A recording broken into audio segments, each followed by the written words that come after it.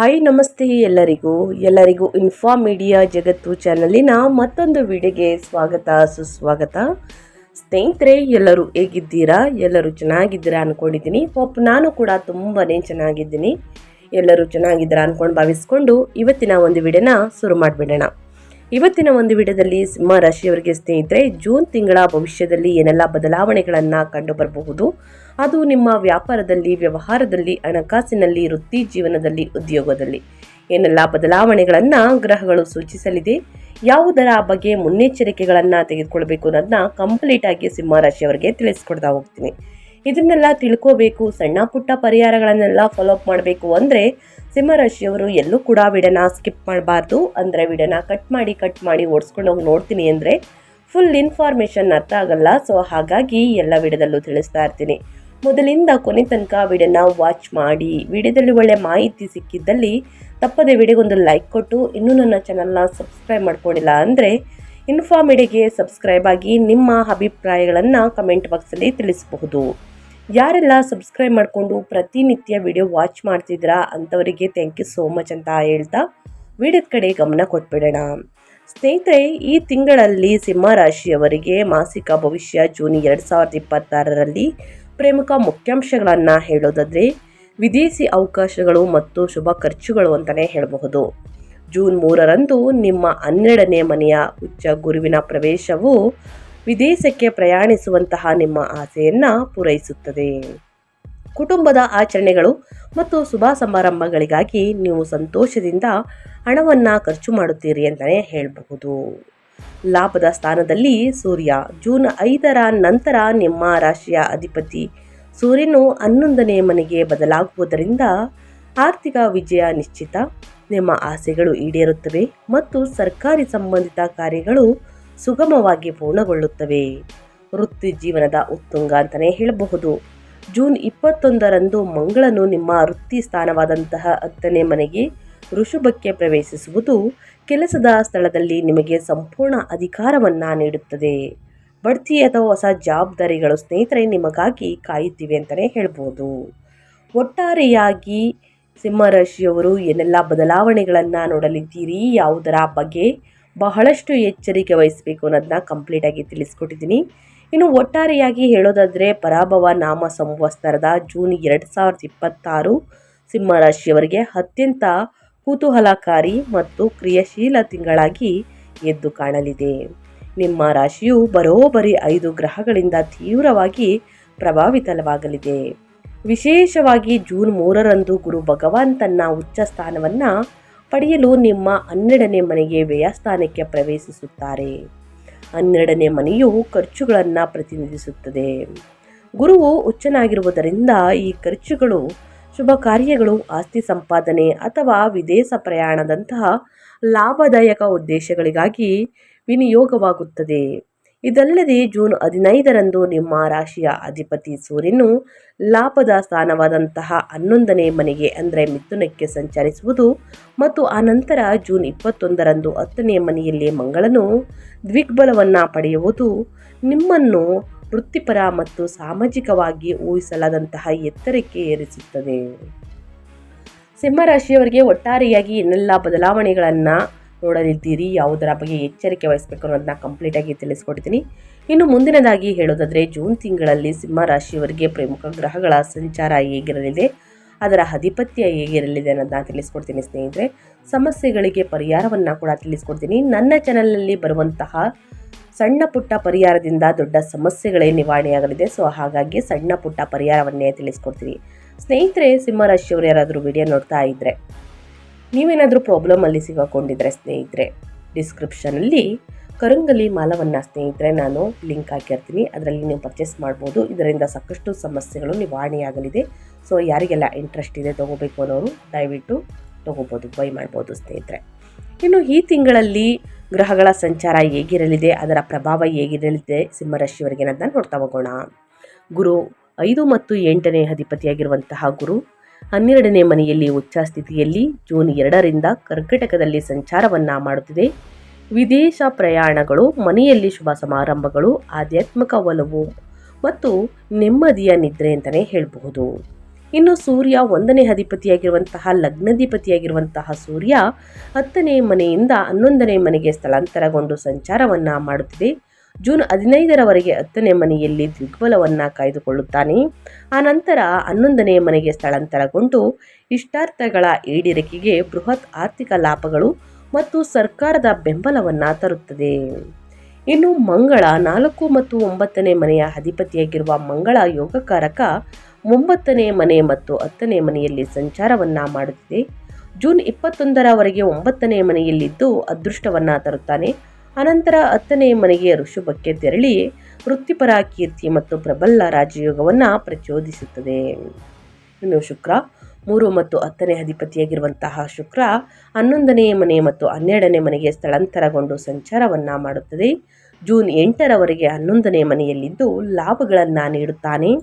ಅನಂತರ ಉಚ್ಚ ಗುರುವಿನೊಂದಿಗೆ ಸೇರಲು 12ನೇ ಮನೆಗೆ ಕರ್ಕಟಕ್ಕೆ ಪ್ರವೇಶಿಸಿ ಐಷಾರಾಮಿ ಖರ್ಚುಗಳನ್ನು ಪ್ರೇರೇಪಿಸುತ್ತದೆ ಸ್ನೇಹಿತರೆ.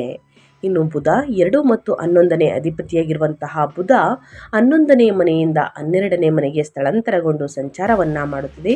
ಜೂನ್ 22ರವರೆಗೆ 11ನೇ ಮನೆಯಲ್ಲಿ ತನ್ನದೇ ಆದಂತಹ ರಾಶಿಯಲ್ಲಿ ನಿಂತು ಸ್ನೇಹಿತರ ಮೂಲಕ ಆದಾಯ, ಆನಂತರ 12ನೇ ಮನೆಗೆ ಸ್ಥಳಾಂತರಗೊಂಡು ಖರ್ಚುಗಳನ್ನು ತರುತ್ತಾರೆ. ಇನ್ನು ಶನಿ 6 ಮತ್ತು 7ನೇ ಅಧಿಪತಿಯಾಗಿರುವಂತಹ ಶನಿ 8ನೇ ಮನೆಯಲ್ಲಿ ಮೀನದಲ್ಲಿ ಸ್ನೇಹಿತರೆ ಯಥಾಸ್ಥಿತಿಯಲ್ಲಿ ಸಂಚಾರವನ್ನು ಮಾಡುತ್ತದೆ. ಅಷ್ಟಮ ಶನಿಯ ಸಂಚಾರ ಮುಂದುವರಿಯುತ್ತದೆ. ಪಾಲುದಾರಿಕೆಗಳಲ್ಲಿ ಸವಾಲುಗಳು ಮುಂದುವರಿಯಬಹುದು. ಆರೋಗ್ಯದ ಬಗ್ಗೆ ಕಾಳಜಿ ಅಗತ್ಯ. ಯಾವುದರ ಬಗ್ಗೆ ಎಚ್ಚರಿಕೆ ವಹಿಸಬೇಕು ಸಿಂಹರಾಶಿಯವರು ಅಂತ ಕಂಪ್ಲೀಟಾಗಿ ತಿಳಿಸ್ಕೊಟ್ಟಿದ್ದೀನಿ. ಇನ್ನು ವೃತ್ತಿ ಉದ್ಯೋಗದ ಬಗ್ಗೆ, ವ್ಯಾಪಾರ ವ್ಯವಹಾರದ ಬಗ್ಗೆ ಏನೆಲ್ಲ ಬದಲಾವಣೆಯನ್ನು ಗ್ರಹಗಳು ಸೂಚಿಸಲಿದೆ, ಯಾವುದರ ಬಗ್ಗೆ ಎಚ್ಚರಿಕೆ ವಹಿಸಬೇಕು ಅನ್ನೋದನ್ನ ನೋಡ್ತಾ ಹೋಗೋಣ ಬನ್ನಿ. ಈ ತಿಂಗಳು ಸಿಂಹರಾಶಿಯವರ ವೃತ್ತಿಪರ ಜೀವನಕ್ಕೆ ಪ್ರಬಲವಾದಂತಹ ಆಸ್ತಿಯಾಗಿ ಕಾರ್ಯನಿರ್ವಹಿಸುತ್ತದೆ. ತಿಂಗಳ ಆರಂಭದಲ್ಲಿ ನಿಮ್ಮ 10ನೇ ಮನೆಯಲ್ಲಿ ಸಂಚರಿಸುತ್ತಿರುವಂತಹ ನಿಮ್ಮ ರಾಶಿಯ ಅಧಿಪತಿ ಸೂರ್ಯನು ಕೆಲಸದಲ್ಲಿ ನಿಮ್ಮ ಅಧಿಕಾರವನ್ನು ಖಚಿತಪಡಿಸುತ್ತಾನೆ. ಆದಾಗ್ಯೂ ಅತ್ಯಂತ ನಿರ್ಣಾಯಕ ಬದಲಾವಣೆಯು ತಿಂಗಳ ಅಂತ್ಯದ ವೇಳೆಗೆ ತೆರೆದುಕೊಳ್ಳುತ್ತದೆ. ಜೂನ್ 21ರಂದು ನಿಮ್ಮ ಯೋಗಕಾರಕ ಮಂಗಳನು ವೃತ್ತಿ ಸ್ಥಾನವಾದಂತಹ 10ನೇ ಮನೆಗೆ ಋಷಭಕ್ಕೆ ಪ್ರವೇಶಿಸುವುದು ನಿಮ್ಮಲ್ಲಿ ಅಪಾರ ಧೈರ್ಯ ಮತ್ತು ಅಚಲವಾದಂತಹ ದೃಢ ನಿಶ್ಚಯವನ್ನು ತುಂಬುತ್ತದೆ. 10ನೇ ಮನೆಯಲ್ಲಿ ಮಂಗಳನು ಸಂಪೂರ್ಣ ದಿಗ್ಬಲವನ್ನು ಪಡೆಯುತ್ತಾನೆ. ನೀವು ಕೈಗೊಳ್ಳುವಂತಹ ದಿಟ್ಟ ಹೆಜ್ಜೆಗಳು ನಿಮ್ಮ ಸಂಸ್ಥೆಗೆ ಗಮನಾರ್ಹ ಲಾಭವನ್ನು ತಂದುಕೊಡುತ್ತದೆ. ಜೂನ್ 15ರಂದು ಸೂರ್ಯನು ಲಾಭದ ಸ್ಥಾನವಾದಂತಹ 11ನೇ ಮನೆಗೆ ಪ್ರವೇಶಿಸಿದ ನಂತರ ನಿಮ್ಮ ಕಠಿಣ ಪರಿಶ್ರಮಕ್ಕೆ ತಕ್ಕಂತೆ ಅರ್ಹವಾದಂತಹ ಬಡ್ತಿ ಅಥವಾ ವೇತನ ಹೆಚ್ಚಳವನ್ನು ನೀವು ಪಡೆದುಕೊಳ್ಳಲಿದ್ದೀರಿ ಸ್ನೇಹಿತರೆ. ನಿಮ್ಮ ಲಗ್ನದಲ್ಲಿರುವ ಕೇತು ಮತ್ತು 8ನೇ ಮನೆಯಲ್ಲಿರುವ ಶನಿಯು ಕೆಲವರು ನಿಮ್ಮ ವಿರುದ್ಧ ಪಿತೂರಿ ಮಾಡಬಹುದು ಎಂದು ಸೂಚಿಸಿದರೂ ನಿಮ್ಮ ಪರವಾಗಿರುವಂತಹ ಅಗಾಧವಾದ ಗ್ರಹ ಬಲವು ಅವರ ಸೋಲನ್ನು ಖಚಿತಪಡಿಸುತ್ತದೆ ಶನಿ ಗ್ರಹ. ಇನ್ನು ಅದೇ ರೀತಿ ವ್ಯಾಪಾರ ಮತ್ತು ಸ್ವಯಂ ಉದ್ಯೋಗದ ಬಗ್ಗೆ ಹೇಳೋದಾದರೆ, ನಿಮ್ಮ ಬಿಸ್ನೆಸ್ ಬಗ್ಗೆ ಹೇಳೋದಾದರೆ, ವ್ಯಾಪಾರಸ್ಥರಿಗೆ ಸಾಗರೋತ್ತರ ವಹಿವಾಟುಗಳನ್ನು ನಿರ್ವಹಿಸಲು ಅಥವಾ ಬಹುರಾಷ್ಟ್ರೀಯ ಕಂಪನಿಗಳೊಂದಿಗೆ MNCs ಒಪ್ಪಂದಗಳನ್ನು ಅಂತಿಮಗೊಳಿಸಲು ಇದು ಅತ್ಯುತ್ತಮ ಸಮಯ. ನಿಮ್ಮ 12ನೇ ಮನೆಯಲ್ಲಿ ಉಚ್ಚ ಗುರು ಮತ್ತು ಶುಕ್ರನ ಸಂಯೋಜನೆಯು ಆಮದು ರಫ್ತು, ಔಷಧ ಮತ್ತು ಆನ್ಲೈನ್ ವ್ಯವಹಾರಗಳಲ್ಲಿ ತೊಡಗಿರುವವರಿಗೆ ಅನಿರೀಕ್ಷಿತ ಗ್ರಾಹಕರ ದಟ್ಟಣೆಯನ್ನು ಆಕರ್ಷಿಸುತ್ತದೆ. ನಿಮ್ಮ ಲಗ್ನಾಧಿಪತಿಯಾದ ಬುಧನು ಜೂನ್ 22ರವರೆಗೆ ತನ್ನದೇ ಆದಂತಹ 11ನೇ ಮನೆಯಲ್ಲಿ ಬಲವಾಗಿ ನೆಲೆಸಿರುವುದರಿಂದ ಹೊಸ ಹೂಡಿಕೆಗಳನ್ನು ಆಕರ್ಷಿಸಲು ನಿಮ್ಮ ಸಂವಹನ ಕೌಶಲ್ಯ ಮತ್ತು ಚುರುಕಾದ ಬುದ್ಧಿಶಕ್ತಿಯನ್ನು ನೀವು ಬಳಸಿಕೊಳ್ಳುತ್ತೀರಿ. ಆದಾಗ್ಯೂ 7ನೇ ಮನೆಯಲ್ಲಿ ರಾಹು ಮತ್ತು ಸ್ನೇಹಿತರೆ ಶನಿ ಮನೆಯಲ್ಲಿ ಶನಿ ಇರುವುದರಿಂದ ವ್ಯಾಪಾರಕ್ಕೆ ಹೊಸ ಪಾಲುದಾರರನ್ನು ತರುವ ಮೊದಲು ಎಲ್ಲ ನಿಯಮಗಳನ್ನು ಕಾಗದದ ಮೇಲೆ ಸ್ಪಷ್ಟವಾಗಿ ದಾಖಲಿಸಿಕೊಳ್ಳಿ. ವ್ಯಾಪಾರ ವ್ಯವಹಾರ ವೃತ್ತಿ ಜೀವನದ ಬಗ್ಗೆ ಏನೆಲ್ಲ ಬದಲಾವಣೆಗಳನ್ನು ಗ್ರಹಗಳು ಸೂಚಿಸಲಿದೆ, ಯಾವುದರ ಬಗ್ಗೆ ಸಿಂಹರಾಶಿಯವರು ಎಚ್ಚರಿಕೆ ವಹಿಸಬೇಕು ಅನ್ನೋದನ್ನ ಕಂಪ್ಲೀಟಾಗಿ ತಿಳಿಸ್ಕೊಟ್ಟಿದ್ದೀನಿ. ಇನ್ನು ಮುಂದಿನದಾಗಿ ಹೇಳೋದಾದರೆ, ನಿಮ್ಮ ಆರ್ಥಿಕ ಸ್ಥಿತಿ ಮತ್ತು ಸಂಪತ್ತು ಬಗ್ಗೆ ಹೇಳೋದಾದರೆ ಏನೆಲ್ಲ ಲಾಭವನ್ನು ನೋಡಲಿದ್ದೀರಿ, ಯಾವುದರ ಬಗ್ಗೆ ಬಹಳಷ್ಟು ಎಚ್ಚರಿಕೆ ವಹಿಸಬೇಕು, ಯಾವುದರ ಬಗ್ಗೆ ಹೂಡಿಕೆಯನ್ನು ಮಾಡಿದರೆ ಒಳಿತಾಗಲಿದೆ ಅನ್ನೋದನ್ನು ನೋಡ್ತಾ ಹೋಗೋಣ. ಆರ್ಥಿಕವಾಗಿ ಈ ತಿಂಗಳು ಹೆಚ್ಚಿನ ಆದಾಯದ ಜೊತೆಗೆ ಸಮಾನವಾದಂತಹ ಖರ್ಚುಗಳು ಮಾದರಿಯನ್ನು ಅನುಸರಿಸುತ್ತವೆ.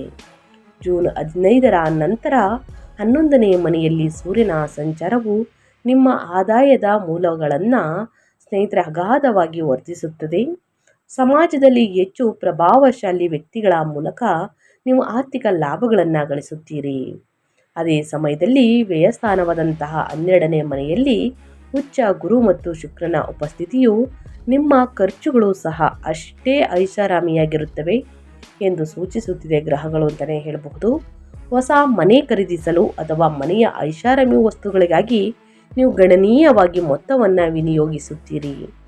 ವಿದೇಶಿ ಪ್ರವಾಸಗಳಿಗೆ ಅಥವಾ ಆಪ್ತ ಸಂಬಂಧಿಕರ ವಿವಾಹಗಳಲ್ಲಿ ಪಾಲ್ಗೊಳ್ಳಲು ಸಹ ಹಣ ಖರ್ಚಾಗಲಿದೆ. ಇವೆಲ್ಲವೂ ನಿಮಗೆ ಸಂತೋಷವನ್ನು ತರುವಂತಹ ಸಕಾರಾತ್ಮಕ ಮತ್ತು ತೃಪ್ತಿದಾಯಕ ಖರ್ಚಾಗಿರುತ್ತದೆ ಸ್ನೇಹಿತರೆ. ಅನಗತ್ಯ ಖರ್ಚುಗಳನ್ನು ಮಾಡಬೇಡಿ. ಮುಂದಿನ ದಿನಗಳಲ್ಲಿ ಅದೊಂದು ಸ್ನೇಹಿತರೆ ಬಟ್ಟೆಯಾಗಲಿ ಏನೇ ಒಂದು ವಸ್ತುಗಳಾಗಲಿ ಮುಂದಿನ ದಿನಗಳಲ್ಲಿ ಅದು ಯೂಸ್ ಆಗುತ್ತೆ ಅಂದರೆ ಮಾತ್ರ ಖರೀದಿ ಮಾಡಿ. ಬೇಡದ ವಸ್ತುಗಳಿಗೆ ಹಣ ವ್ಯಯ ಮಾಡಬೇಡಿ ಅಂತ ಹೇಳ್ತಾ, ಇನ್ನು ಮುಂದಿನದಾಗಿ ಹೇಳೋದಾದರೆ ನಿಮ್ಮ ಹೆಲ್ತ್ ಬಗ್ಗೆ, ಆರೋಗ್ಯ ಮತ್ತು ಯೋಗಕ್ಷೇಮದ ಬಗ್ಗೆ ಹೇಳೋದಾದರೆ ಸಿಂಹರಾಶಿಯವರಿಗೆ ಆರೋಗ್ಯದ ವಿಷಯದಲ್ಲಿ ಈ ಜೂನ್ನಲ್ಲಿ ಯಾವುದೇ ದೊಡ್ಡ ಹಿನ್ನಡೆ ಕಂಡುಬರುವುದಿಲ್ಲ. ಅಷ್ಟಮ ಶನಿಯು ಸಣ್ಣ ಪುಟ್ಟ ಒತ್ತಡಗಳ ನಡುವೆಯೂ 12ನೇ ಮನೆಯಲ್ಲಿರುವ ಉಚ್ಚ ಗುರುವು ನಿಮ್ಮ ಆರೋಗ್ಯಕ್ಕೆ ರಕ್ಷಕನಾಗಿ ಕಾರ್ಯನಿರ್ವಹಿಸುತ್ತಾನೆ. ಗುರುವು ನಿಮ್ಮ ಸುಖಸ್ಥಾನದಲ್ಲಿ ಅಂದರೆ 4ನೇ ಮನೆಯಲ್ಲಿ, ರೋಗಸ್ಥಾನದಲ್ಲಿ 6ನೇ ಮನೆಯಲ್ಲಿ, ಆಯುಷ್ಯ ಸ್ಥಾನವನ್ನು ಅಂದರೆ 8ನೇ ಮನೆ ನೇರವಾಗಿ ದೃಷ್ಟಿಸುವುದರಿಂದ ದೀರ್ಘಕಾಲದ ಆರೋಗ್ಯ ಸಮಸ್ಯೆಗಳು ಮರೆಯಾಗಲು ಪ್ರಾರಂಭಿಸುತ್ತದೆ. ಜೂನ್ 21ರಂದು 10ನೇ ಮನೆಗೆ ಪ್ರವೇಶಿಸುವಂತಹ ಮಂಗಳನು ನಿಮ್ಮಲ್ಲಿ ಅದ್ಭುತ ದೈಹಿಕ ಶಕ್ತಿಯನ್ನು ತುಂಬುತ್ತಾನೆ. ಆದರೆ ಇದು ಕೆಲಸದ ಗೀಳುಗಳನ್ನು ಸಹ ಪ್ರಚೋದಿಸಬಹುದು. ಇದರಿಂದಾಗಿ ನೀವು ಸಮಯಕ್ಕೆ ಸರಿಯಾಗಿ ವಿಶ್ರಾಂತಿ ಪಡೆಯುವುದನ್ನು ಮರೆಯಬಹುದು. 12ನೇ ಮನೆಯಲ್ಲಿ ಶುಕ್ರನ ಉಪಸ್ಥಿತಿಯು ಸಣ್ಣ ಪುಟ್ಟ ಕಣ್ಣಿನ ಆಯಾಸವನ್ನು ಉಂಟು ಮಾಡಬಹುದು. ನೆಮ್ಮದಿಯ ನಿದ್ರೆ ಮತ್ತು ಸರಿಯಾದ ವಿಶ್ರಾಂತಿಗೆ ಆದ್ಯತೆ ನೀಡುವುದು ನಿಮ್ಮ ಅಂತಿಮ ರಕ್ಷಣೆಯಾಗಿದೆ ಸ್ನೇಹಿತರೆ. ಜೊತೆಗೆ ವಾಹನವನ್ನು ಚಾಲನೆ ಮಾಡಬೇಕಾದ್ರೆ ಬಹಳಷ್ಟು ಎಚ್ಚರಿಕೆ ವಹಿಸಿ ನಿಧಾನವಾಗಿ ವಾಹನವನ್ನು ಚಾಲನೆ ಮಾಡಿ.